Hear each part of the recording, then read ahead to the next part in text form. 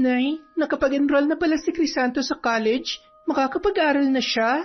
Oo anak. Sinamahan namin kanina para makita niya yung eskwelahang papasukan niya at para makabisan niya na rin ang magiging biyahe. Ako kaya, kailan po kaya ako makakapag-enroll ulit? Gusto ko na rin po kasi mag-aral eh. Ay, pasensya ka na anak. Hindi gaano malakas ang tindahan ngayon kaya hindi pa namin kayo kayang pag-aralin ng sabay. Siguro, ituloy mo na lang yung trabaho mo sa warehouse. Kung hihinto ka kasi sa trabaho, baka lalo tayong magipit. Alam mo namang yung sahod mo lang ang pinagkukunan natin ng mga bayarin sa bahay. Dahil yung kita namin sa negosyo, nakalaan para sa pag-aaral ni Crisanto, pati na rin sa puhunan. Sa tingin niyo po ba mag-aaral ng mabuti si Crisanto? Nung high school nga siya, ang dami niyang violations sa eskwelahang pinasukan namin Lagi nga siyang pinapatawag sa principal's office, di ba? Matagal na yon anak. Kaya nga siyang napili namin pag-aralin para matuto pa siya. Dahil gusto namin matutunan niyang tumayo sa sarili niyang mga paa at para matutunan din niya na patakbuhin ang negosyo natin balang araw. Ako po, ano pong plano niyo sa akin? Siyempre, ikaw ang tutulong sa kapatid mo. Ikaw ang gagabay sa kanya kapag kailangan kanya. Ikaw ang magiging katuwang niya. Kaya bilang panganay, gawin mo kung ano ang nararapat. Ikaw na muna magtatrabaho. Tutal kaya mo naman na. Ay ano pa nga ba? Taon 2009, Lingayen, Pangasinan. Hindi maiwasang malungkot ni Danica sa naging usapan nila ng ina habang tinutulungan niya ito sa paghahalo ng mga sangkap. Gumagawa kasi yun ng ube at leche flan para isama sa kanilang mga paninda bukas. Pero dahil sa mga sinabi ng kanyang ina, parang nawalan tuloy siya ng gana. Hindi nagtagal, nagpaalam na siyang may gagawin sa kanyang kwarto at itinigil na niya ang pagtulong sa kusina. Nagkulong na lamang ang dalaga sa silid at doon ibinuhos ang kanyang mga luha. Matagal na siyang nagtitiis sa hindi patas na trato sa kanila ng kanilang mga magulang. Mas pinapaboran nila ang kapatid niyan si Crisanto sa maraming bagay kesa sa kanya.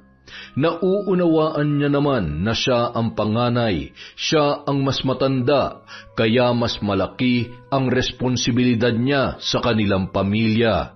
Pero hindi niya maiwasang mainggit sa kapatid dahil halos lahat ng gusto nito ay agad na ibinibigay ng kanilang nanay at tatay. Kapag may hiningi ito, kahit mahal, gagawan nila ng paraan para maibigay kaagad. At kapag nakagawa yon ng kasalanan, mabilis nilang pinapatawad. Pero kapag siya, laging isinasantabi ng mga yon ang kanyang gusto. Lagi siyang sinasabihan na magtrabaho na lang daw ng mabuti para mabili niya ang kanyang gustuhin. Kapag siya ang humiling, ang daming dahilan at pahirapan bago yun ibigay. Sa tuwing siya rin ang nakakagawa ng pagkakamali, mabilis magalit ang mga yon na parabang sobrang laki ng kanyang kasalanan. Mas maiintindihan pa sana niya kung mabait ang lalaki, kaya ito ang mas binibigyan ng atensyon. Pero sa katunayan, masama ang ugali noon. May pagkahambog, palaaway at nagwawala kapag hindi na pagbibigyan. Sobrang layo ng kanilang ugali sa isa't isa. Kung ano ang ikinabuti at ikinasipag niya, ganun naman ang ikinasama at ikinatamad ng lalaki. Kalalaki pa naman nitong tao, pero ganun yun kumilos at magsalita. Walang silbi, nakaasa lang sa magulang, mahilig magyabang kahit hindi naman pinaghirapan ang mga bagay na kanyang pag-aari, at hindi rin maganda ang opinyon dito ng ibang tao. Sa kabila ng lahat, yun pa rin ang mas pinapaboran ng kanilang mga magulang. Kaya naman, hindi niya maiwasang magtanim ng hinanakit sa kanyang dibdib. Pero sa huli, pinipilit na lang niyang intindihin at tanggapin ang sitwasyon. Siya na lang ang laging nagpapaubaya para hindi na lumaki pa ang gulo sa kanilang bahay.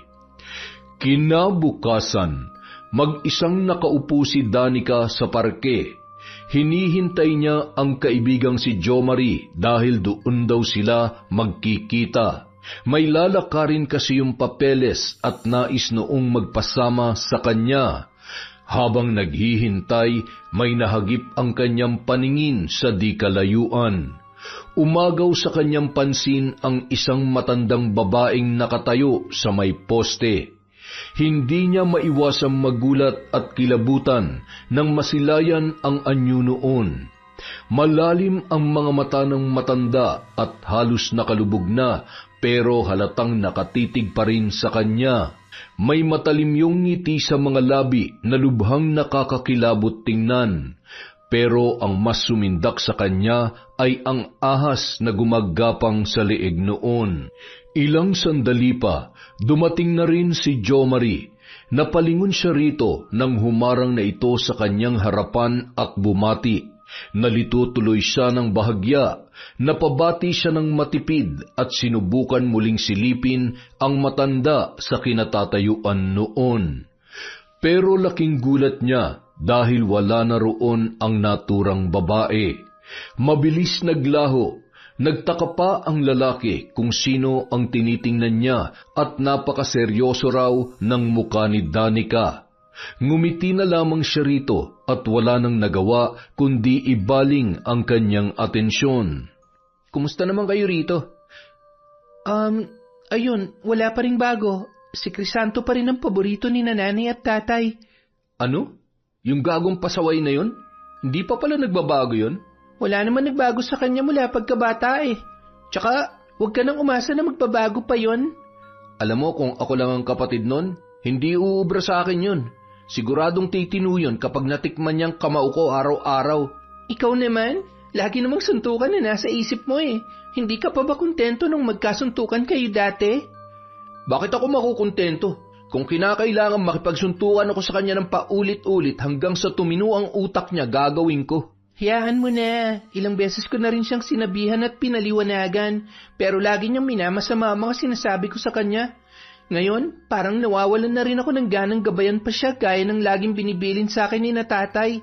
Hinahayaan ko na lang siya magkamali sa sarili niya mga gawi sa buhay para pagdating ng karma, doon niya malalaman ang lahat-lahat. Ba't mo pa hihintayin ng karma niya kung pwede namang ikaw ang magbigay nun? Ikaw talaga? Puro na lang away ang nasa isip mo. Hindi ako pala away gaya mo, no? Oo, galit ako sa kapatid ko pero hindi ko kaya manakit gaya ng ginagawa mo sa mga pinsan mo. E di, lalo lang ako napasama na tatay. Alam mo nang siyang paborito nun eh. Tapos sasaktan ko pa siya. Kung sa bagay, tama ka. Nako, halika na nga. Alis na tayo't baka abutan pa tayo ng mahabang pila dun sa lakad ko. Siya nga pala, Jomari. May gusto sana akong sabihin sa'yo. Ano yun? Kanina kasi, may nakita ko dyan sa bandang likod mo. Ha? Ano? Saan? Doon sa may poste, may nakita akong matandang babae. Malalim yung mga mata niya, nakakatakot yung ngiti. Tapos parang meron siyang ahas sa balikat niya. Seryoso? Yun talaga nakita mo? Oo, bakit? Saka, bakit ganyan ang reaksyon mo? Kilala mo ba yung matandang yon? Hindi lang kilala. Kinatatakutan namin siyang lahat. Grabe naman yon. Ano bang meron sa kanya? Multo ba yon? Siguro hindi mo pa alam ang tungkol dito dahil hindi ka naman mahilig sa mga kwentong nakakatakot. Pero kahit nung pambata ako, usap-usapan na yung matandang may malalim na mata na nagpapakita sa mga piling tao. Ang tawag sa kanya rito, Esperanza. Walang nakakaalam kung saan siya nakatira, kung taga rito ba siya o kung dayo.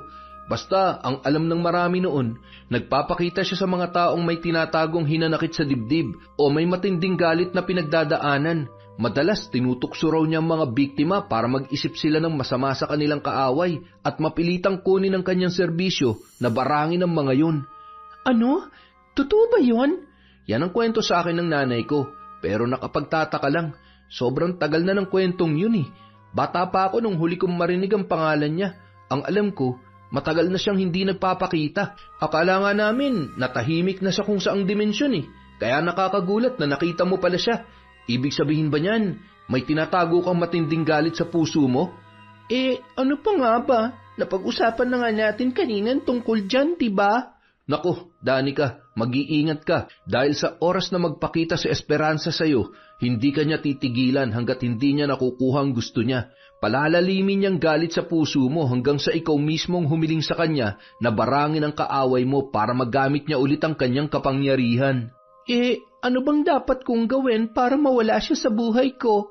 Kung matatanggal mong hinanakit ngayon sa dibdib mo, mawawalan din siya ng kapit sa'yo. Ganon? Alam mo naman ang sitwasyon ko, diba? Imposibleng mawala ang galit dito sa puso ko, lalo na't araw-araw ko nabubwisit sa Crisanto na yan. Yan na nga bang sinasabi ko Mukhang masyadong matindi ang galit dyan sa puso mo kaya nabuhay siyang muli. Anong gusto mong gawin ko? Magpatawad na lang? Ikaw nga tukso ng tukso sa akin kanina na suntukin at saktan ko rin siya. Tapos ngayon bigla ka magsasabi ng ganyan? Akala ko kasi talaga wala na siya Akala ko matagal nang napaglipasan ng kwento ni Esperanza. Kung alam ko lang nababalik ulit siya, hindi ko na sana sinabi yun. Alam mo, mabuti pa umalis na tayo. Baka umaaligid siya ngayon dito at nakikinig sa atin. Halika na.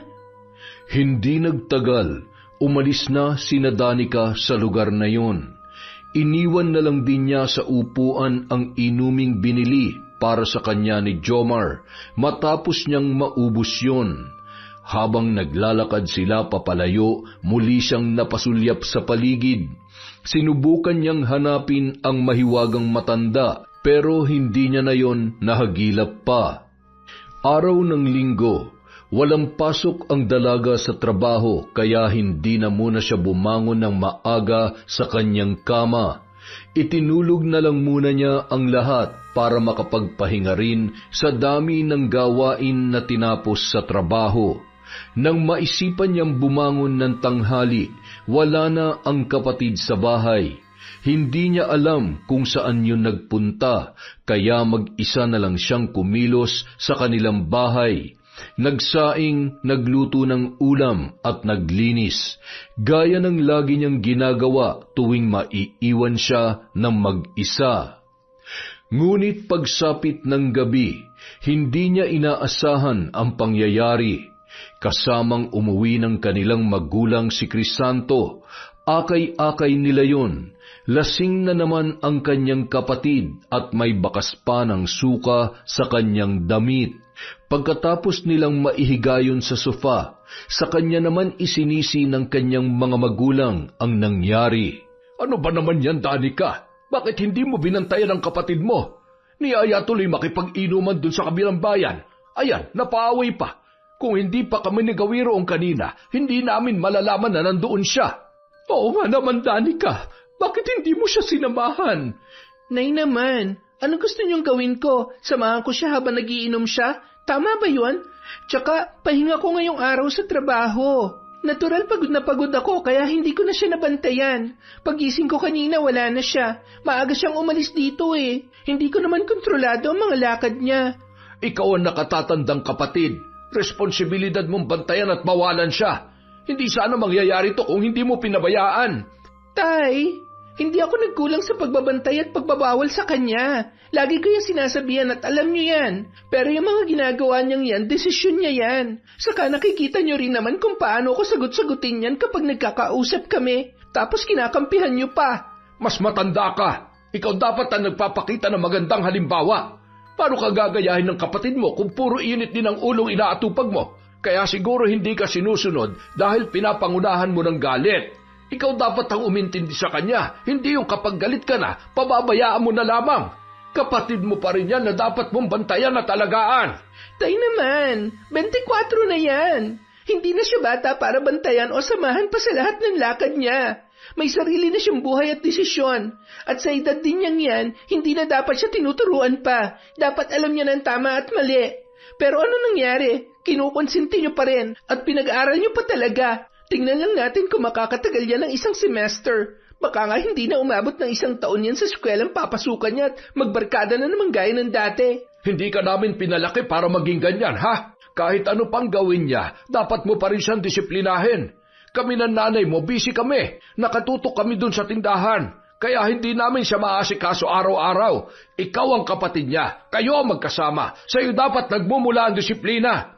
Tay, naririnig niyo po bang sinasabi niyo? Ako pa talagang pagdidisiplinahin niyo dyan? Kayo magulang, kayo dapat ang gumagawa niyan. Sorry pero hindi ko na talaga kaya itong ginagawa niyo. Lagi niyo na lang akong pinagtutulungan. Ako na lang lagi lumalabas na masama rito sa bahay. Hoy, Danica! Saan ka pupunta? Hoy! Hindi na natiis ni Danica ang sinasabi ng kanyang mga magulang. Napilitan na siyang lumabas ng bahay at doon inilabas niya na rin ang kanyang luha. Sobrang lakas ng kanyang pag-iyak. Mabuti na lamang at wala ng tao sa paligid kaya wala nang nakakita o nakarinig sa kanya. Nang medyo makalayo na at nakahanap ng upuan, doon siya pumwesto at nagpatuloy sa pagtangis. Ngunit ilang sandali pa, bigla siyang nakaramdam ng malamig na kamay na humawak sa kanyang balikat. Bahagya siyang nagulat. Paglingon niya rito, nasilayan niyang muli ang matanda na may malalim na mga mata at malalim na ngiti. Si Esperanza. Nanigas ang katawan ni Danica sa takot pero agad siyang sinenyasan ng matanda na huwag maramdaman yun. Saka yun naglakad at umupo sa kanyang tabi. Huwag kang matakot, iha. Naiintindihan kong nararamdaman mo. Alam kong pinagdadaanan mo, kaya sige lang, umiyak ka lang dyan. Ilabas mo lang ang iyong hinanakit at sama ng loob. Sino po kayo? Ako ang kaibigan ng lahat ng mga taong may matinding pinagdaraanan. Alam kong hindi pa tayo magkakilala, pero huwag kang mahihiyang magsabi sa akin kung ano ang dahilan ng iyong pagtatangis. Tutulungan kita sa abot ng aking makakaya. Hindi niyo ako matutulungan. Masyadong mabigat ang problema ko. Mas matutulungan kita kapag mas mabigat ang iyong problema. Kaya magsabi ka lamang sa akin, iha.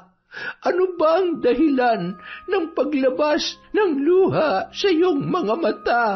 Sino nagpaiyak sa iyo? Sino ang nananakit sa iyo? Pasensya na po, pero wala po talaga akong gana makipag-usap ngayon. Gusto ko po muna mapag-isa. Ikaw ang bahala, pero tandaan mo, hindi ako mawawala sa tabi mo. Kapag kailangan mo na ako, tawagin mo lamang ang pangalan ko at ako ay agad na darating. Hindi niya na sinagot pa ang sinabing yon ng matanda. Itinuloy na lang niya ang pag-iyak at saglit na pumikit. Pagdilat ng kanyang mga mata, nagulat siya dahil wala na ang matanda sa kanyang tabi. Nang lingunin niya ang paligid, wala rin siyang nakita na pwede noong daanan para mawala yun ng ganoon kabilis. Muli na namang ginapangan ng kilabot ang kanyang katawan, kaya kahit ayaw pa sana niyang umuwi, napilitan na siyang tumayo roon at naglakad papunta sa kanilang bahay. Hindi niya alam kung bakit bigla na lang siyang kinilabutan nung mga sandaling yun. Dahil doon, pansamantala niyang nakalimutan ang galit sa kanyang dibdib. Isang araw, maagang lumabas si Danica mula sa trabaho dahil half-day lang daw sila dulot ng holiday. Pero sa halip na umuwi, dumiretso siya sa kanilang tindahan sa bayan ng Lingayen at tumulong sa kanyang mga magulang sa pagtitinda. Pagdating doon, ang tatay bayani lang niya ang kanyang inabutan. Ayon sa kanyang ama, may biniling mga sangkap at gamit ang kanyang ina sa kabilang bayan. Kaya naman, habang nagbabantay sila at wala pang masyadong tao, hindi niya na napigilang itanong ang bumabagabag sa kanyang isipan. Tay, kilala niyo po ba yung Esperanza? Esperanza? Nabanggit lang sa akin ni Jo Marie. may kilala po ba kayong Esperanza dito? Yung matandang nagpapakita raw sa mga piling tao? Si Esperanza. Oo, kilala ko siya. Bakit? Bakit wala yata kayo nabanggit tungkol sa kanya nung mga bata pa kami ni Crisanto? Ngayon ko lang kasi narinig ang pangalan niya eh.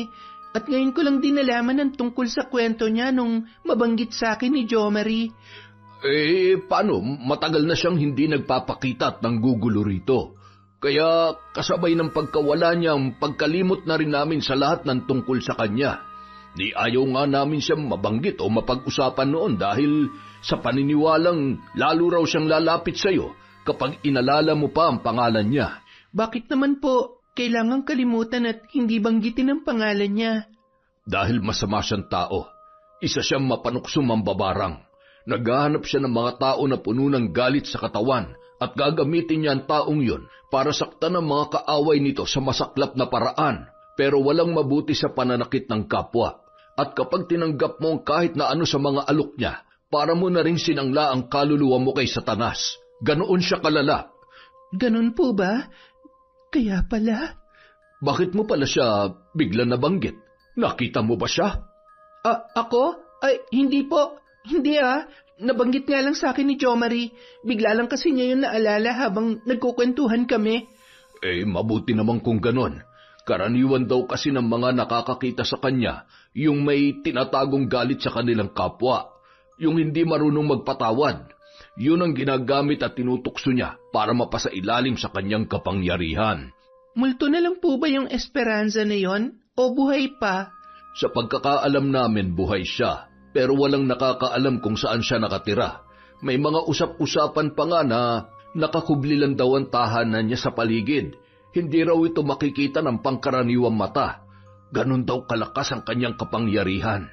Kaya niya magbigay ng tagabulag sa mga taong ayaw niyang makakita sa kanya. Kaya po pala. Nakakatakot nga naman talaga siya kung ganon. Ay. Nakahinga ng maluwag si Danica. Mabuti na lang hindi nadulas ang kanyang dila. Hindi niya sinabi na totoong may itinatanim nga siyang matinding galit sa kanyang puso dahil sa patuloy na pagkampi ng mga ito sa kanyang kapatid na pasaway at masamaang ugali. Mukhang nagsisimula ng magbaga ang matagal niya ng kinikimkim sa kanyang dibdib, kaya muli nitong nagising ang nilalang na matagal nang nananahimik. At ang mas nakakatakot pa, hindi rin pala ito isang kaluluwa o elemento, gaya ng kumpirmasyon ng kanyang ama. Isa rin itong buhay na tao, kagaya nila, kaya lalo siyang kinilabutan, lalo na nang maalala ang gabi na nakausap niya yon. Isang gabi, naghahanda ng matulog si Danica dahil maaga pa ang pasok niya kinabukasan. Pagkatapos niyang makapagbihis ng pantulog, inayos na niya ang kanyang mga unan at kumot. Ngunit nang mapalingon siya sa bintana, laking gulat niya nang masilayan doon si Esperanza. Nakatayo sa labas ng bahay at matatanaw ang kalahati ng katawan noon na nakasilip sa kanya. Bahagyang nakamulagat ang malalim nitong mga mata at nakaguhit muli sa mga labi ang matatalim na ngiti. Hindi kinaya ni Danica ang takot. Agad niyang tinakpan ng kurtina ang mga bintana saka dali-daling lumabas ng kwarto. Kahit inaantok, napilitan siyang manatili ng ilang oras sa kanilang sala.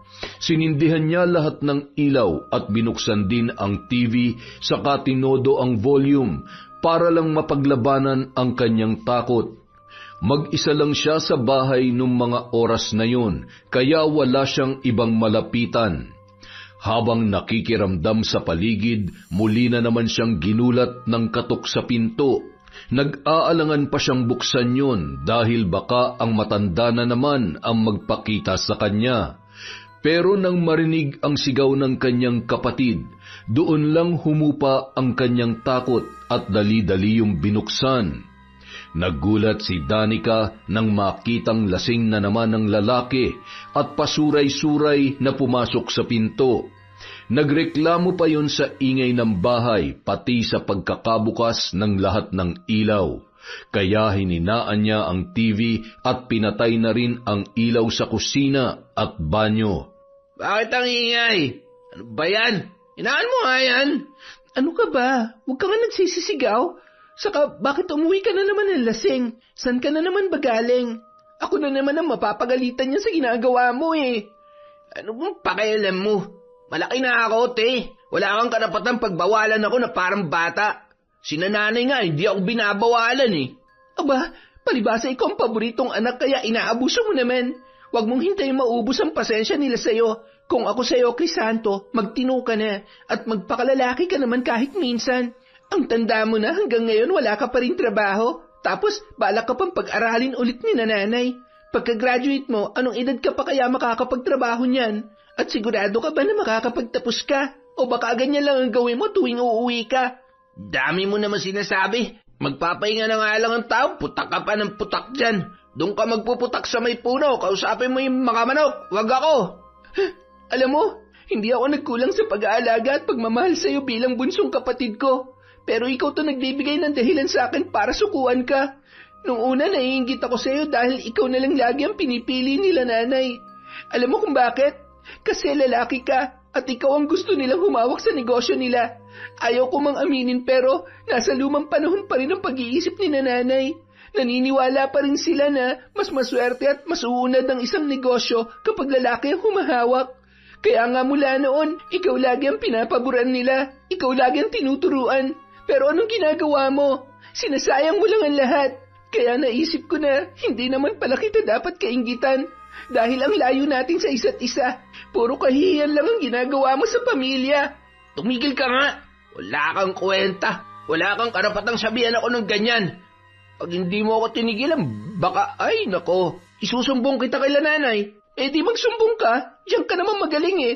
Lagi nagtatago sa saya ni nanay dahil wala kang sariling desisyon. Kahit lalaki ka, mas lalaki pa sa iyo mga bakla. Wala akong pakialam kahit magsumbong ka pa. Bahala ka matulog dyan sa sala. Hindi kita papapasukin sa kwarto. Pagkatapos niyang talikuran ng kapatid, narinig niya pa yung nagmura ng paulit-ulit at nagwala.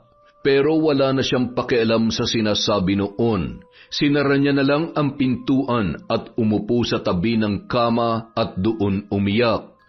Masyado nang masama ang loob niya para isipin pa ang pwedeng mangyari.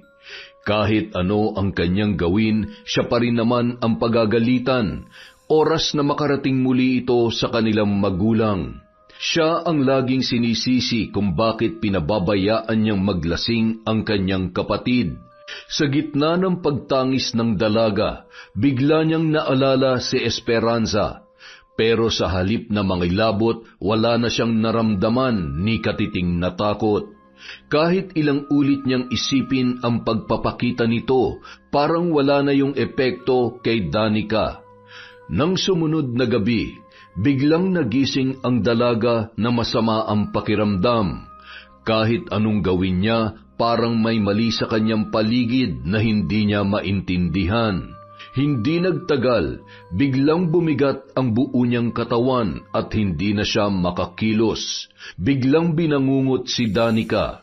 At habang nasa ganoon siyang kalagayan, bigla siyang nakarinig ng sunod-sunod na bulong sa kanyang tainga. Umiikot ang mga yon sa bawat sulok ng kanyang ulo. Hindi niya maintindihan pero sobrang takot ang kanyang naramdaman. Halos tumayo na ang lahat ng kanyang balahibo sa katawan. Habang naririnig ang mga bulong na yon, bigla na lamang may lumitaw na figura sa di kalayuan. Unti-unti yung lumapit kay Danica. Habang papalapit, naaninag niya ang malalim nitong mga mata na puting-puti at dilat na dilat. Saka biglang nagpakawala ng nakakapangilabot na tawa na nagpalakas sa kabog ng kanyang dibdib.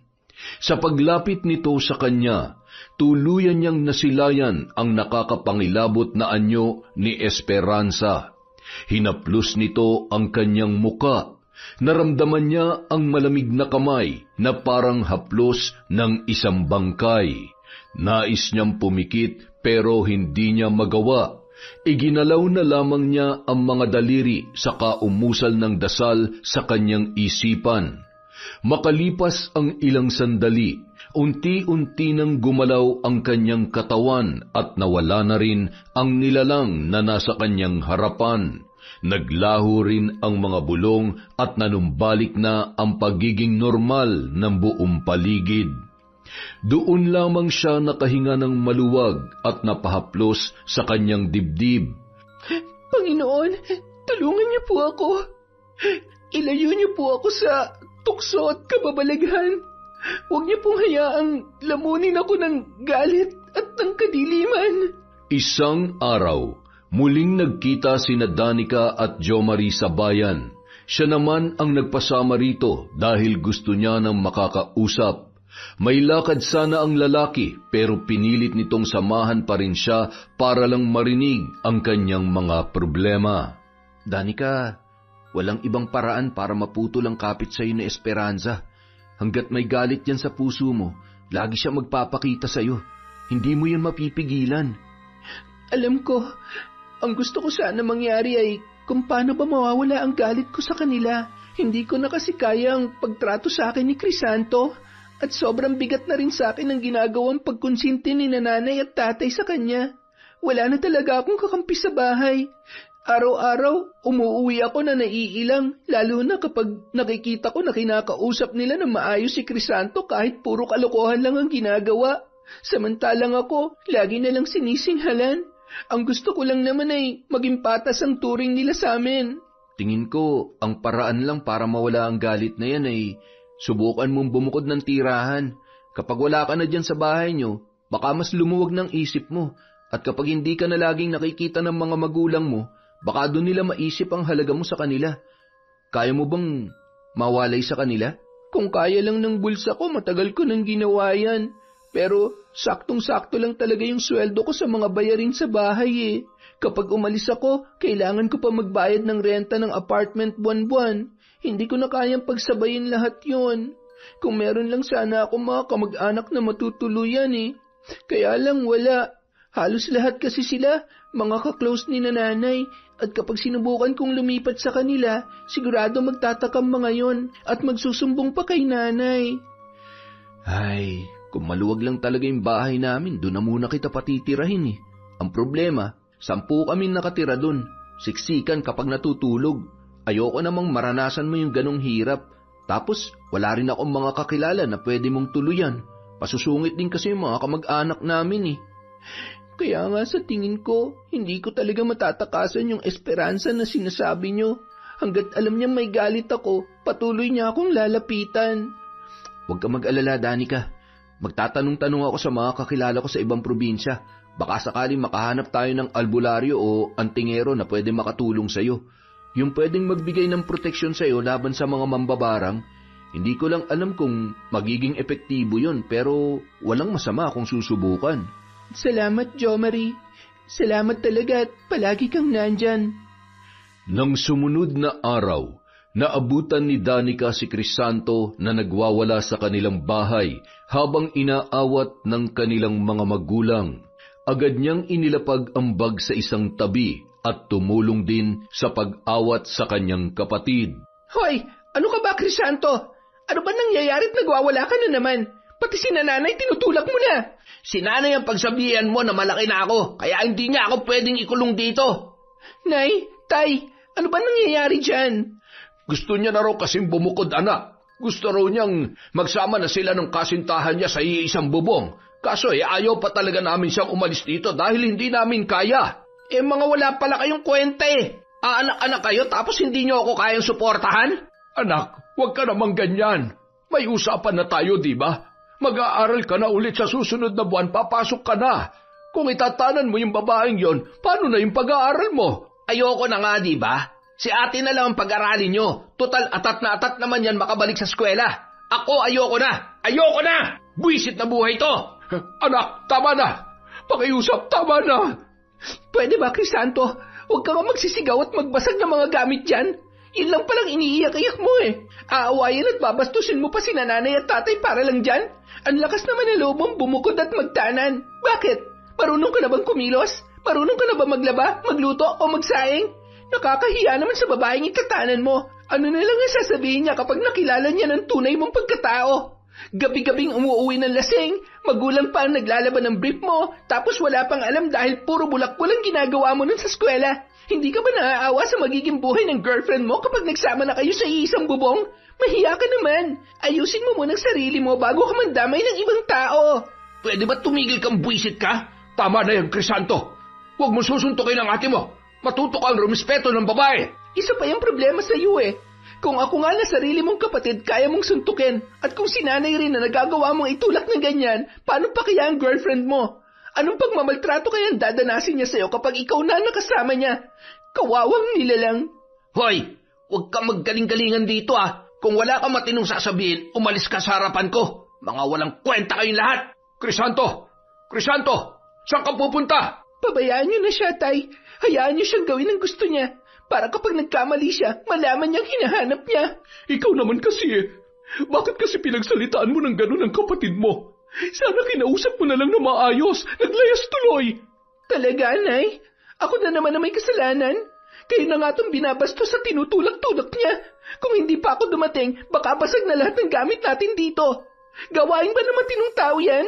Kita niyo naman itong ginawa niya sa bahay, dahil pang dinaanan ng bagyo sa dami ng natumbang gamit.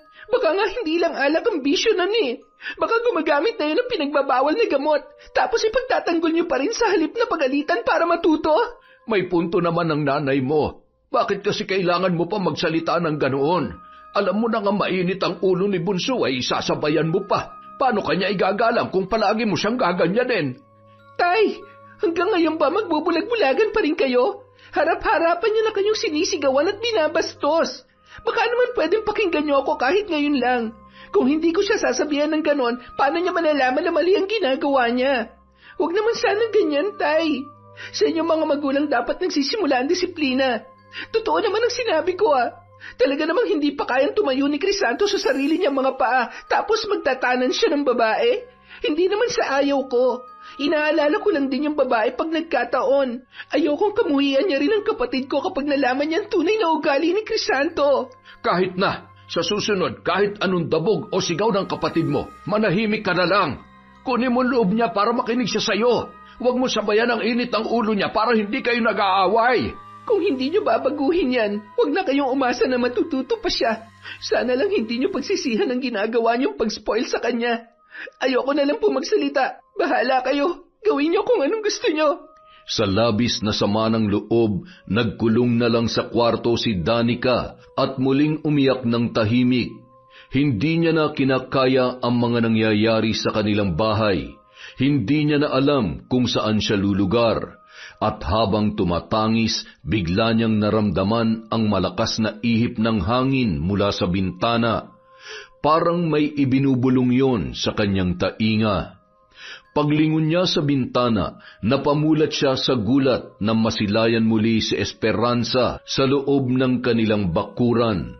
Nakangisi yun, malaki ang pagkakabuka ng mga mata at matalim ang pagkakatitig sa kanya. Muling napapikit ang dalaga at tinapik ng mga palad ang kanyang muka. Isang gabi, naabutan ni Danica si Crisanto. Nagluluto yon ng pritong itlog. Sumaglit siya sa kanyang kwarto para magbihis ng pambahay. Sa kanyang paglabas, nilapitan niya ang kanyang kapatid. Kahit labag sa kalooban, sinubukan pa rin niyang sundin ang payo ng mga magulang na kunin ang loob nito sa mahinahong pananalita. Sa pagbabaka sakali na lumambot pa ang puso nito sa kanya. Crisanto, galit ka pa ba sa akin? Anong problema mo? Gusto lang sana kitang makausap tungkol dun sa nangyari nung nakaraan. Gusto ko sana humingi ng sorry sa'yo kasi may mga nasabi akong masasakit na salita. Pasensya ka na ha. Pagod lang ang ate mo nung oras na yon, pero payag naman akong bumukod ka. Kung sa ganung paraan mo gustong matuto, sino ba naman ako para pigilan ka, diba? Basta kaya lang nila nanay. Tsaka gusto ko lang tanungin kung kaya mo na ba talaga o baka nape-pressure ka lang sa kanya. Ang gusto ko lang din naman, pag-isipan mo na mabuti ang mga desisyon mo sa buhay, para hindi ka magsisi sa huli. Yun lang naman ang sakin. Hindi ko kailangan ng payo mo.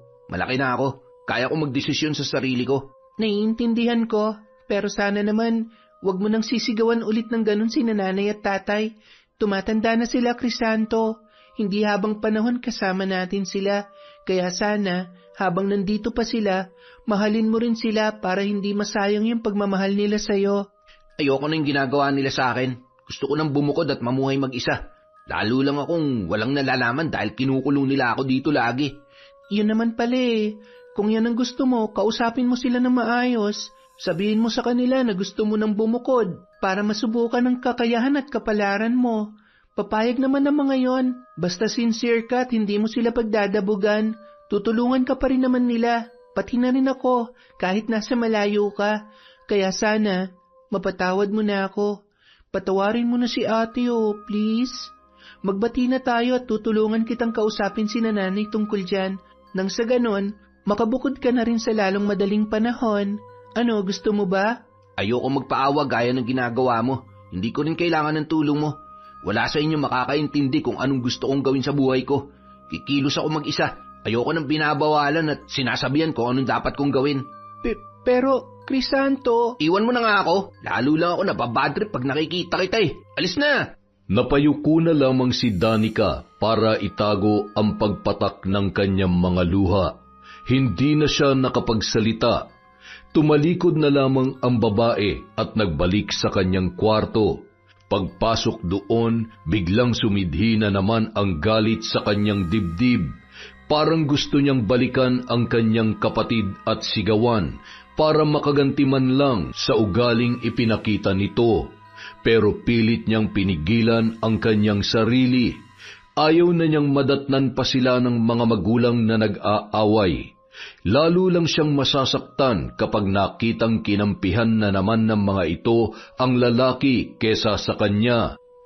Isang araw, pasado 4:00 ng hapon, break time ni Danica sa trabaho. Naisipan niya mag-CR bago lumabas para magmerienda. Pagpasok pa lang niya sa loob ng cubicle, biglang umuga ang pintuan. Napalingon siya sa paligid. Nagulat na masilayan si Esperanza na nakasilip sa taas habang kinakalabog ang pinto. Matalim na naman ang pagkakatitig sa kanya ng matandang babae. Hindi na kinaya ni Danica ang naramdamang takot. Napaupo siya sa inidoro kahit hindi pa nakakapagbaba ng pantalon. Saka umiyak ng tahimik habang tinatakpan ng mga palad ang kanyang muka.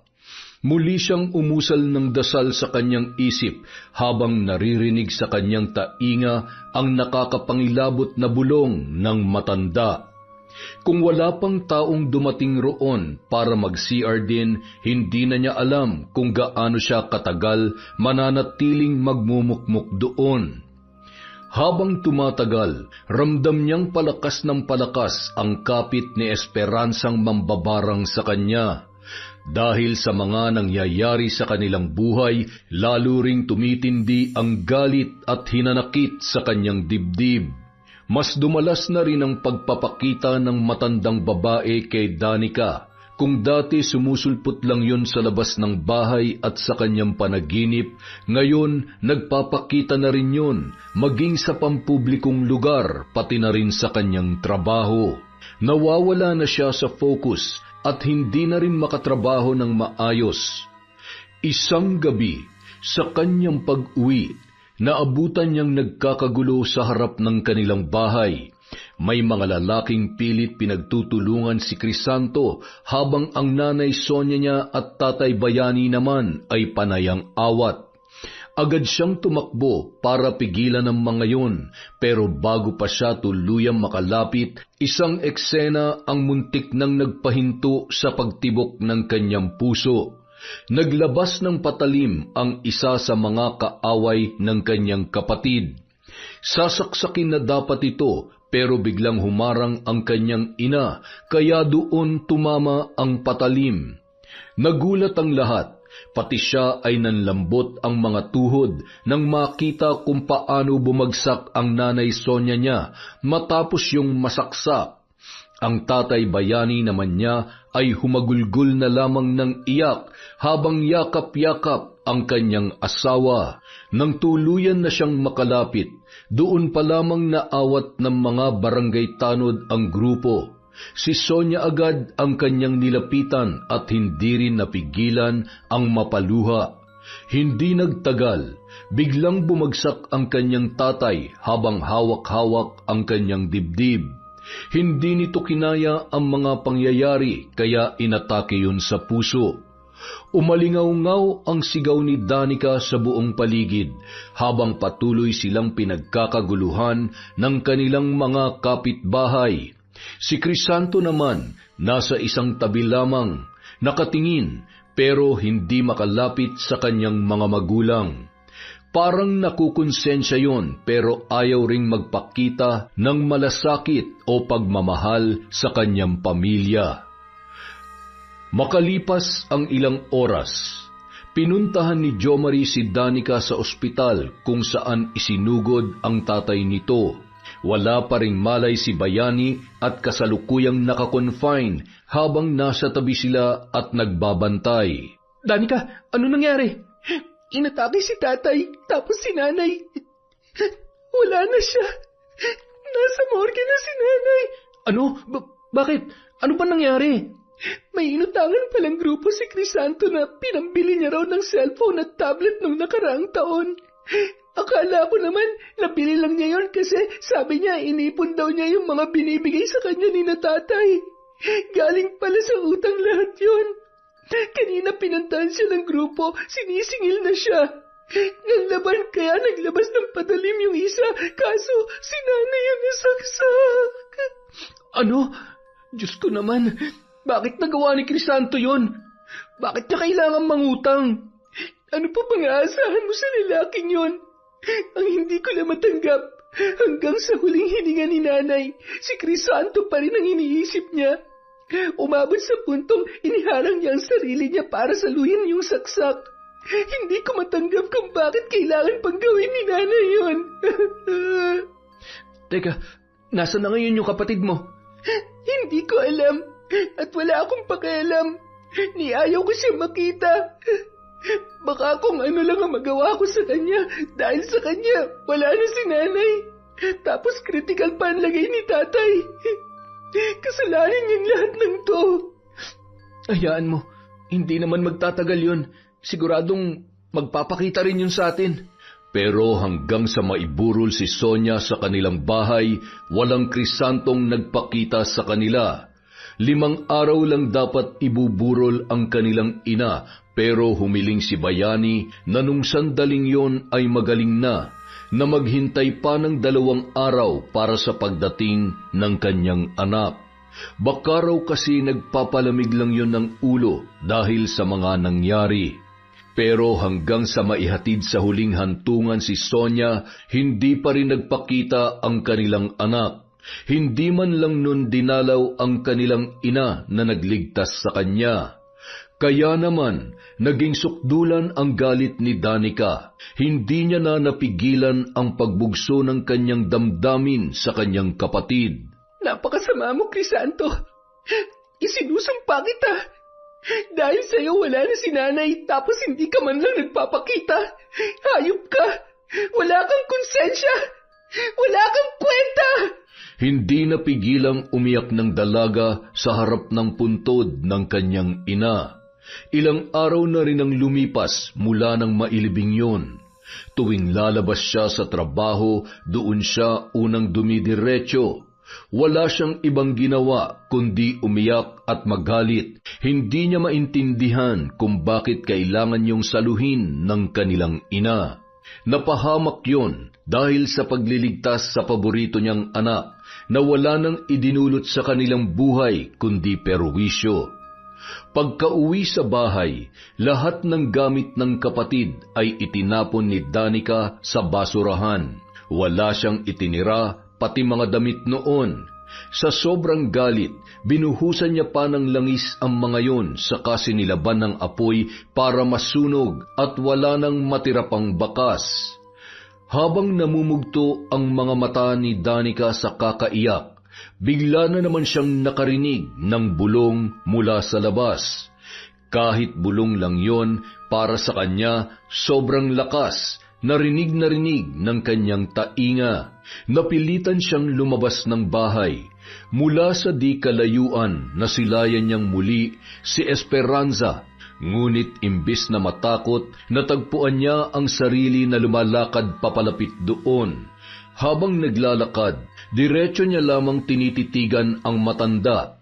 Labag man sa kanyang kalooban na sumama nung una, pero masyado nang malalim ang kanyang galit sa kanyang kapatid.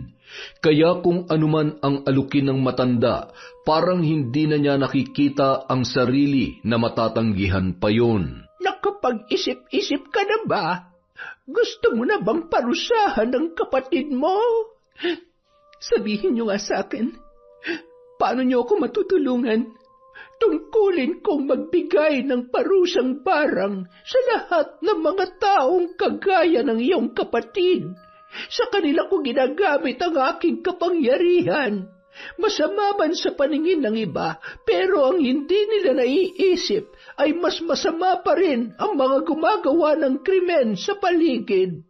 Hindi nila alam kung gaano nakarami ang aking natulungan at nabigyan ng hustisya dahil sa parusang ipinataw ko sa mga tunay na gumagawa ng kasamaan sa mundong ito.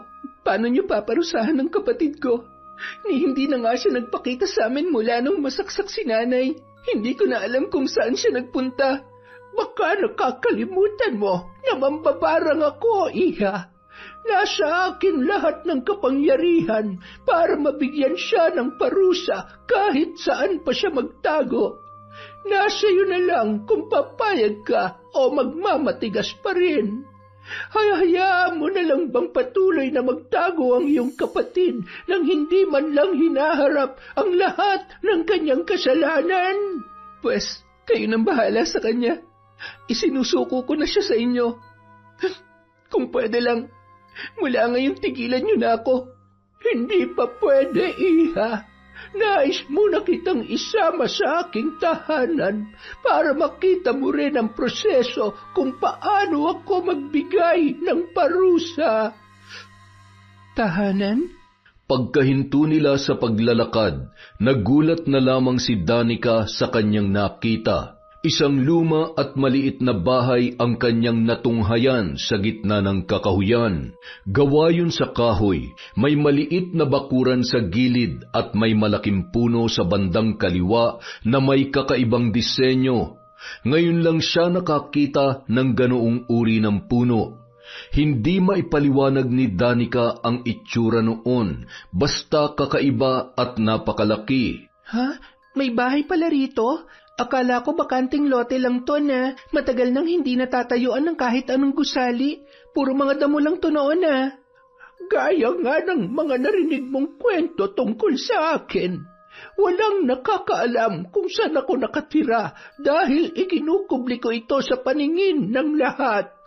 Ang hinahayaan ko lang makapasok at makakita rito ay ang mga taong aking tinutulungan, kagaya mo. Bukod sa mambabarang, ano pa po ba talaga kayo? Buhay ka pa ba? Multo ka na lang ba na nakikita ko? Hindi ako multo, iha. Buhay na buhay ako. Kita mo itong manikang ito. Ito ang ginagamit ko para magpakita sa iyo. Ipinapakita nito sa iyong isip ang aking diwa upang maghatid ng mensahe at tulungan kang mapabilis ang iyong desisyon. Mga sinaunang mambabarang lang ang may ganitong kakayahan. Ano tong mga nasa loob ng bahay mo? Yan ang aking mga kagamitan sa pambabarang. Narito ang bote na lalagyan ng mga hayop at insektong ginagamit kong kasangkapan.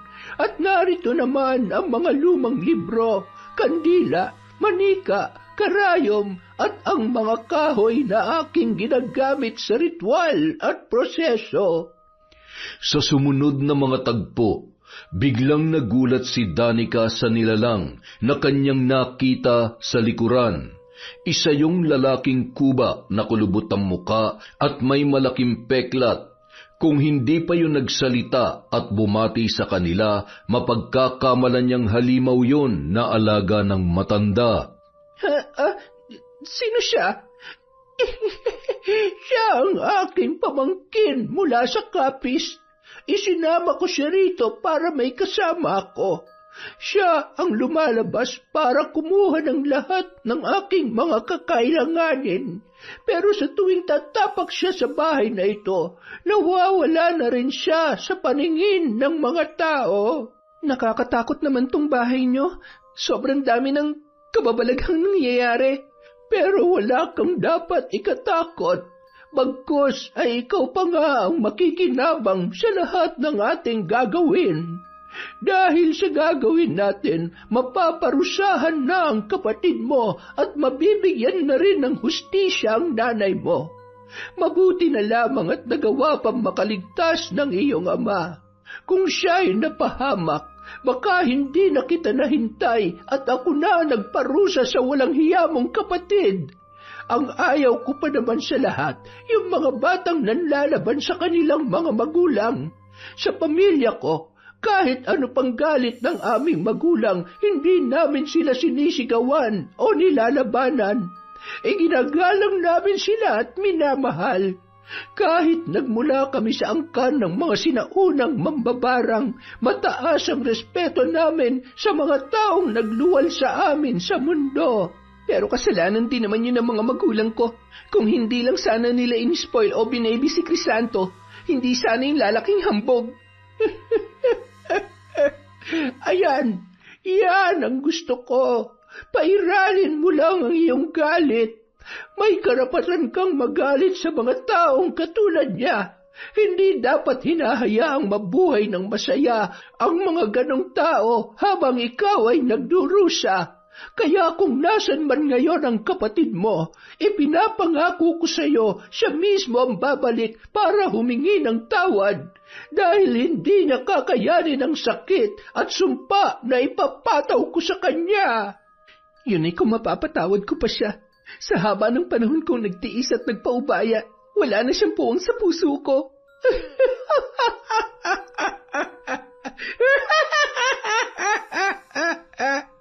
Pagsapit ng kabilugan ng buwan, ipinakita sa kanya ni Esperanza ang espesyal na parusa na ipapataw nito kay Crisanto. Wala man ng lalaki, mabuti na lang may litrato siya nito sa kanyang pitaka. Isang family picture ni Leon, 7 taon na ang nakalilipas. Pinunit ng matanda ang litrato at ang piraso lang ni Crisanto ang kanyang kinuha. Gamit ang pulang tinta at balahibo ng manok, sinulat niya sa likod ng litrato ang buong pangalan ng lalaki, pati na rin ang araw ng kapanganakan noon. Sa kanya yon pinatakan ng kandila sa harap at hinulog sa isang bote na naglalaman ng buhay na butiki. Pagkatapos yung dasalan ni Esperanza ng Latin, tinusok niya ng karayom ang sariling daliri at pinatakan ang loob ng bote. Pagkatapos ay binuhusan niyo ng tubig mula sa palayok. Maya-maya pa, naglabas yun ng itim na pulbura mula sa kanyang bulsa.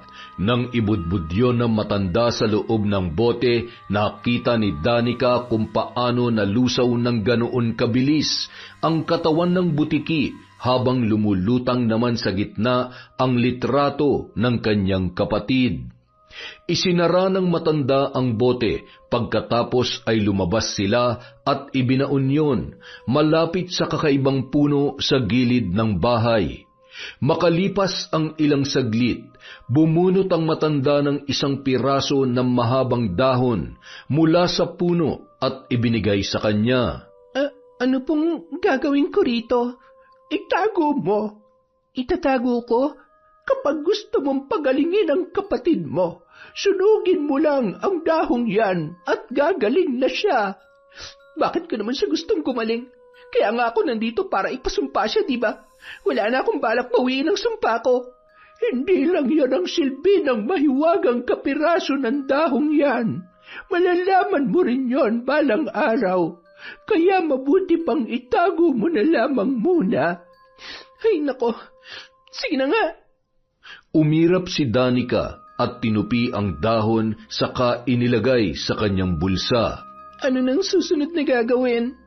Tapos na ang ating ritual. Hindi magtatagal, kakapit na sa katawan niya ang espesyal na sangkap na binuo ko para sa kanya. Pwede na ba akong umalis? Malaya ka nang lumabas sa aking bahay, Iha. Maraming salamat sa iyong tiwala. Naway makamit mo na ang hustisya at kapayapaang hinahanap mo. Hindi na sumagot pa si Danica. Tumango na lamang siya at lumabas ng bahay. Ngunit hanggang sa huling sulyap, nakita niyang nakatingin pa rin ang matanda at dilat na ang mga mata. Samantala, umuwi namang lasing sina Crisanto at ang kasintahan nito. Doon na siya tumutuloy sa isang bahay ng kanyang girlfriend sa Tarlac. Wala na sila sa Pangasinan. Batid niyang nailibing na ang kanyang ina, pero wala pa rin siyang muka na maiharap dahil sa nangyari. Lalong-lalo na sa kanyang kapatid. Hindi rin niya maisip kung gaano na katindi ang galit noon sa kanya. Kaya naman minabuti niyang tumakas na lamang at magtago habang nagpapalamig ng kanyang pangalan. Nauna na sa kwarto ang babae para magpahinga. Siya naman ay naghubad muna at nagpunta sa banyo para sumuka. Hindi na nawawala sa kanya ang pagsuka tuwing malalasing. Ngunit sa pagkakataong yun, nagulat siya sa kanyang nakita. May nahulog na butiki sa inidoro na tila sumabay sa kanyang pagsuka. Napaisip lamang siya nung una. Inakala niya na nasa inidoro talaga yon at baka hindi lang niya napansin. Kaya hinayaan na lamang niya at binuhusan ng tubig ang naturang inidoro.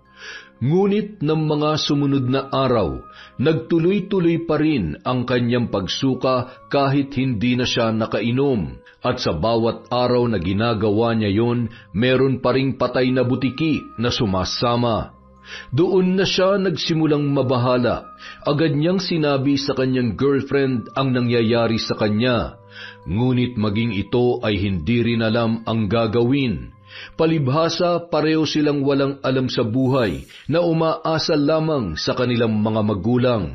Naglakas loob na magtanan kahit hindi pa handa dahil hindi nila nakayanan ang tawag ng laman. Mula nang lumipat sila doon, walang gabing hindi nila pinaliligaya ang isa't isa. Lahat na yata ng kalayaan ay nasa kanila na. Pero ngayon, may kakaibang nangyayari sa kanya na hindi niya maipaliwanag. Habang tumatagal, palalayon ng palala. Bukod sa pagsusuka, nagkakaroon na rin ng patay na butiki ang kanyang dumi. Kapag umiihi, sobrang init sa pakiramdam na para siyang pinapatakan ng sabaw ng kandila. Ngunit pilit pa ring binabaliwala ni Crisanto ang lahat. Kahit ang dami na niyang nararamdamang kakaiba ay hindi pa rin niya naisipang magpagamot o magtanong-tanong man lamang. Natatakot kasi siya sa pwedeng malaman. Ayaw niyang marinig na may kinalaman dito ang mga nagawa niyang kasalanan. Hanggang isang araw, nagulat na lamang ang babae nang masilayan siya sa kama. Bigla na lang kasing pumayat ang kanyang katawan. Lawlaw na ang kanyang balat, litaw na ang mga buto, at lumalim din ang kanyang mga mata. Hindi na makatayo, dala ng sobrang panghihina dahil inaapoy na siya ng lagnat. Ang tanging nagagawa na lamang ni Crisanto ay umungol at umiyak. Isang gabi, napasigaw na lamang ang kanyang kasintahan, dala ng sobrang sindak. Makalipas ang 5 buwan, masaya na sa kanyang buhay si Danica. Bukod sa na-promote siya sa kanyang trabaho, siya na rin ang paboritong anak ng kanyang ama.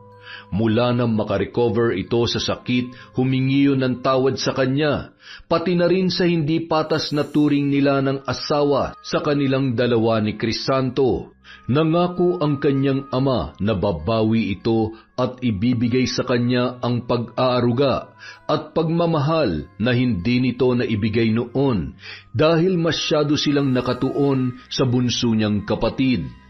Sa mga panahon ding yun, sila na ng kaibigan niyang si Jomari.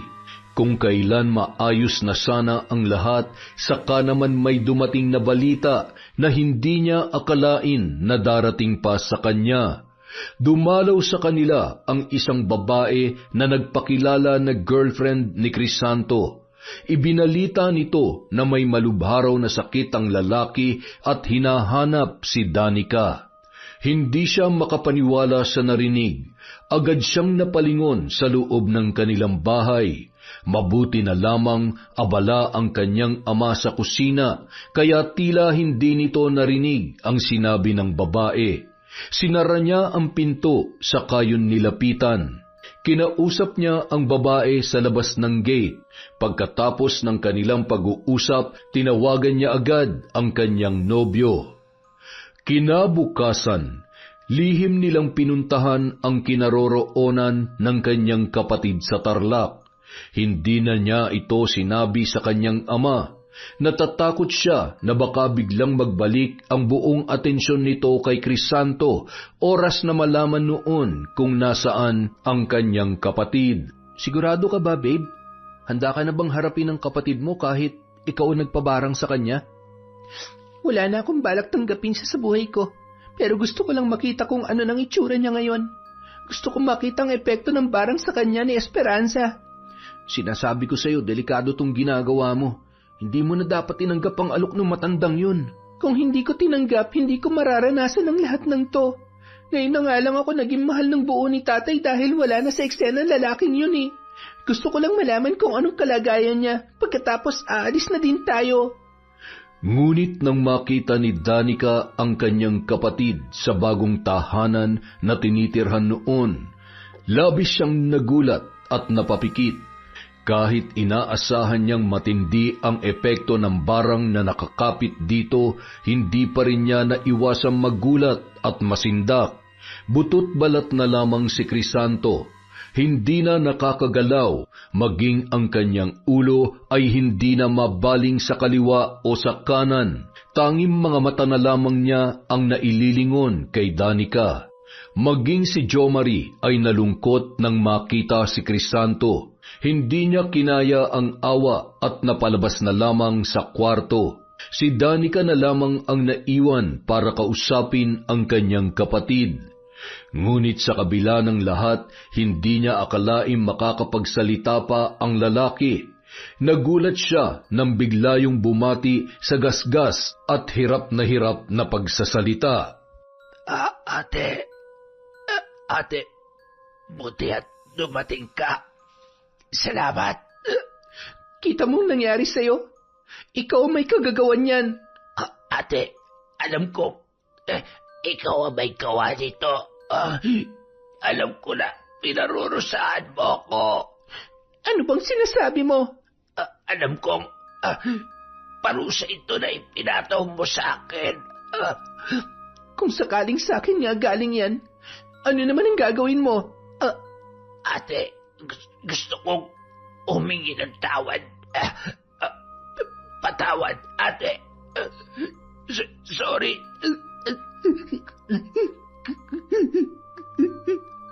Pati si Danica hindi na napigilang mapaiyak. Kahit malaki ang galit niya sa kapatid, bigla pa rin siyang tinablan nang makita ang paraan nito ng pag-iyak. Kitang-kita niya sa mga luhang yun na hindi niya na talaga kaya ang mga nangyayari at tila malaki pa ang kagustuhan nitong mabuhay. Sorry, ate. Sorry sa lahat ng kasalanan ko. Sorry kung inabuso kong pagmamahal sa akin ni na tatay at nanay. Sorry sa lahat-lahat. Alam ko mahirap, pero sana mapatawad mo pa ako. Hindi ka man lang dumalaw sa burol ni nanay. Hanggang sa mailibing siya, wala ka. Siya nagligtas sa buhay mo. Siyang dahilan kung bakit hanggang ngayon nandito ko pa rin sa mundo. Alam ko, ate, nung mga panahong nakaratay ako rito, lagi ako nagdarasal. Pinagdarasal ko si nanay. Paulit-ulit din akong humingi ng tawad sa kanya, pati sa Diyos. Alam ko mabigat ang kasalanan ko sa inyo, ate, pero parang ayoko pa mamatay. Gusto ko pa mabuhay at magbago, ate. Gusto ko pa maituwid ang pagkakamali ko. Sana matulungan mo ako. Hindi na naman nakapagsalita si Danica. Pati siya ay nahawa na sa malakas na pag-iyak ng kanyang kapatid. Napasandal na lang siya sa isang tabi at humawak sa dibdib. Hindi niya akalain na tatamaan siya ng ganoong emosyon. Akala niya habang buhay na nakabalot sa kanyang puso ang kanyang galit kay Crisanto. Ang ipinagtataka niya ay kung bakit tila biglang lumalambot ang kanyang puso nung mga sandaling yun. Sa huli, matapos ang mahabang pag-iisip, nagdesisyon si Danica na bawiin ang sumpa. Kinuha niya sa kanyang bag ang nakatuping dahon na ibinigay ng matanda, sa kanya yun sinunog sa likod ng bahay. Makalipas lang ang ilang araw, unti-unti nang nagbalik sa normal si Crisanto. Bigla na lamang yung gumaling. Dahil doon, isinama niya na yun pauwi. Tuwang-tuwa rin ang kanilang tatay Bayani nang masilayan ang kanyang bunsong kapatid. Pero sa pagkakataong yun, muli yung nangako na magiging pantay na ang turing sa kanilang dalawa at wala nang lalamang sa kanyang pagmamahal. Ngunit sa pag-aakala ni Danica na tapos na ang lahat, nagulat siya sa biglaang nangyari. Habang naliligo, bigla na lamang may lumabas na insekto sa inidoro, at paglingon niya sa maliit na bintana sa itaas, laking gulat niya nang makitang nakasilip muli ang dilat na mga mata ni Esperanza. Napasigaw siya sa takot at napalabas ng banyo kahit hindi pa tapos magbanlaw ng kanyang katawan. Mula nung araw na yun, sunod-sunod na muli ang pagpapakita sa kanya ng matanda, sa trabaho, sa pampublikong lugar, sa paligid ng kanilang bahay at maging sa pagtulog niya ay dinadalaw siya nito sa kanyang panaginip.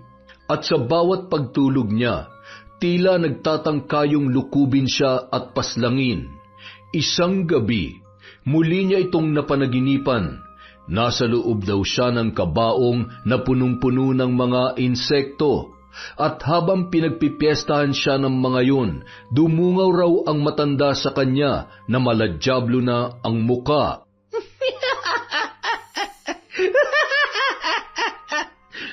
Bakit ka nandito? Anong ginagawa mo? Bakit mo ako binabalikan? Nakuha mo ng gusto mo. Binigay ko na sa iyo ang kaparusahan ng kapatid ko. Siyang tunay. Pero sa kabila ng lahat, napili mong sunugin ang dahon at pagalingin siya. Oras na gawin mo yon. Pumapayag ka na sumailalim sa akin ang iyong kaluluwa hanggang sa huling buga ng iyong hininga. Kaluluwa mo ang kapalit, oras na gamitin mo ang dahon para pagalingin ang tao na pinarusahan mo. Madaya ka! Hindi mo sinabi sa akin ang tungkol dyan.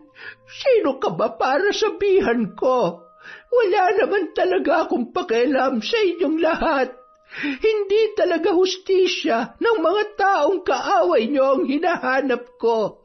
Dahil ang nais ko lamang ay palakasin palalo ang aking kapangyarihan, at magagawa ko yon gamit ang bawat kaluluwang makukuha ko mula sa inyong mga naging kliyente ko. Kaya humanda ka, Danica. Araw-araw, oras-oras, at gabi-gabi mo akong makikita hanggang sa mabaliw ka at kitlin ng sarili mong buhay. Sa ganoong paraan ka lang tuluyang makakabayad sa akin sa ginawa ko para sa iyo. Hindi! Hindi! Mula nang magising si Danica sa panaginip na yon, hindi na natahimik ang kanyang buhay. Araw-araw, gabi-gabi siyang dinadalaw ni Esperanza. Bukod sa panaginip kung saan-saan niya na rin ito nakikita.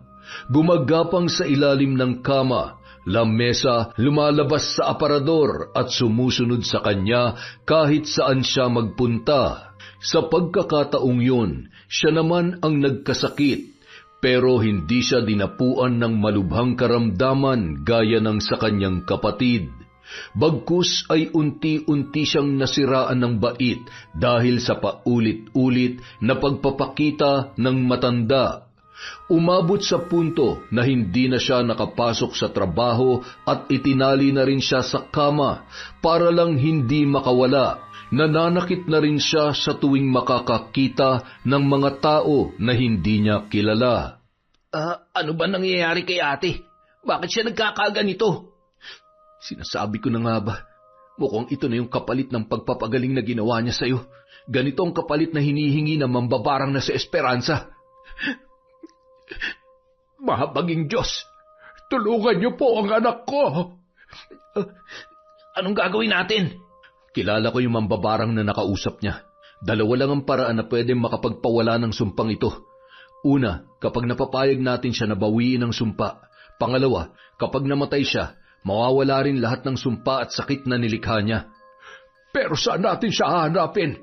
Di ba wala nakakaalam kung saan matatagpuan ang bahay ng Esperansang yon? May alam na akong paraan, Tito. Kailangan nating umalis ngayon din. Pupunta tayo sa probinsya namin sa Batangas.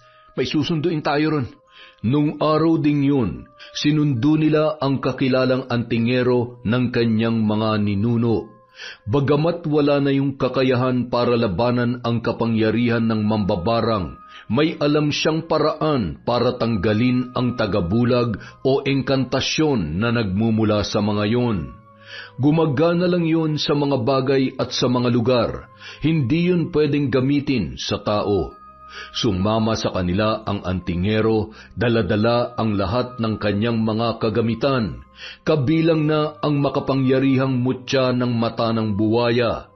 Yon ang ginamit nila para makita kung saan nakakubli ang tirahan ng matanda. Inabot sila ng ilang araw bago natagpuan yon. Doon lang pala nila makikita sa gitna ng abandonadong lote na pinamahayan na ng matataas na damo. At sa gabing yun, naging madugo at mapangahas ang takbo ng mga pangyayari. Sunod-sunod ang sigawang naganap, pati na ang nanggigigil na boses ni Crisanto. Kinabukasan, nagbalik na sa dating katinuan si Danica.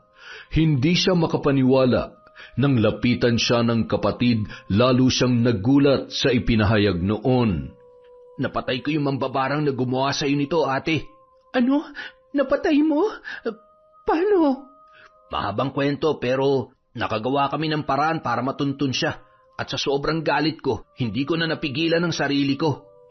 Bakit mo ginawa yun, Crisanto? Buti hindi ka napahamak. Handa akong gawin ang lahat para sa'yo, ate. Wala na yung sumpa. Patay na siya. At yung kasamahan naman niyang pangit, nakakulong na sa barangay. Ligtas ka na, ate. Ligtas na tayong lahat. Ginawa mo yun para sa akin? Sa pagkakataong ito, nakapatay ako ng tao. Pero wala akong pinagsisisihan sa ginawa ko. Ipinapangako ko rin na ito na ang magiging huling kasalanan ko. Pwede na tayo magsimula ulit, ate. Tayong tatlo nila tatay at ni Bebe Jomari mo. Salamat, Crisanto. Maraming salamat. Nung araw na yun, doon palang naging ganap ang kasiyahan sa buhay ni Danica at ng kanyang pamilya. Marami silang natutunan dahil sa nangyaring yun. Si Crisanto natutong wag nang maging hambog at samantalahin ang pagmamahal ng kanyang magulang. Si Danica naman natutunang magpatawad at hindi kailanman magiging solusyon ang permanenteng galit sa kanyang dibdib. Habang si Tatay Bayani naman natutunan ang kahalagahan ng pantay na pagmamahal para sa mga anak upang wala sa kanila ang maging makasarili, mayabang at masamang tao. Yun! Isa na namang malupit na kwento mula sa kwentong Enteng. Hindi po dapat natin ini-spoil ang mga bata. Dahil dyan, meron tayong shout out. Simulan po natin kay Mary Jewel Estrada. Hi kay Manisan Mamot Mapadtaya.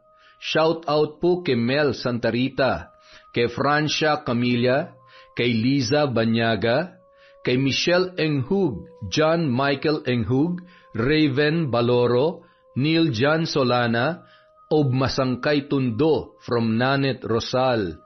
Hi po kay Shauma TV, kay Nengneng. Hello din po kay Teresita Reyes. Sa Amamang Pang and Santos family from Jackie Demilian. Hi po kay Yolanda Malinis, kay Danilo Astor, kay Jay Camacho, kay Irene Aquino Agno na nasa Brunei from Sariaya, Quezon.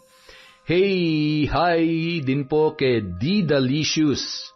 Hi po kay Gemstone Claro, kay Johnny Rojas, kay Luz Aclaro, kay Josie Aniban, kay Kim Bara, shout out kay Sally Roldan, kay Yasmin Bautista, kay Sydney Crosswind, hi kay Jocelyn Nazareno, kay Nida Pangilinan from Pampanga, kay Betty Velasco, Jobel Baldonasa, kay Noemi Garcia Pabunan, kay Joy Aniban, hi po kay Jenny May Madriaga, kay Zairand Lapuhapo, kay Alma Mihay, kay Chris Ann Seneta, hello din po kay Mirna Alfaro, kay Miss Hot Vampire, hi din po kay Hannah Maylin Sesgundo, kay Evelyn Santos, kay Ness. Shout out po kay Tom Galindez, kay Len TV2, kay Virginia Pontillas, Mayumi Cañete, Angelina Ignacio, kay Miss Dairen, kay May Oliero, kay Eileen. Hello din po kay Beth Mercado, kay Baby Dang Cordero, kay Shara Marie Hipulan, kay Ruby 41 SG, kay Jerlyn Arbado, kay Riza Alberca, kay Jingjing De Castro, Jackie Nabarosa, hi po kay Dylen Serinas from Azucena, Serinas. Shout out po kay Miss Maura, kay Ernie Jolingo, kay Emma Gaper, kay Sam Escobar, kay Billy Ray, Jenny May at Ray Buendia from Lucy Buendia. Shout out po kay Cherry Mukbanger ASMR, kay Charlene Gumansing, kay Marian Garcia, kay May Peña, kay Sofia Moralio, kay Ami Viray, kay Yana Marie Respicio, kay Regan Machico, Jang Nancy, hi po kay Jade Creo, kay Liza Agodo, kay Elsa Havina, kay Maria Jeline Canto, Pamela Allen, shout out po kay Norsen TV, kay Richard Rivera, Hayashi Megan, Estelita Bagares, Angeline Asnilo, at kay Heli Borja. Merry Christmas po sa inyong lahat. Last upload po siguro natin to before mag-Christmas. Kaya, ngayon pa lang, Merry Christmas na sa lahat. Maraming salamat sa walang sawang pagsuporta sa kwentong Enteng.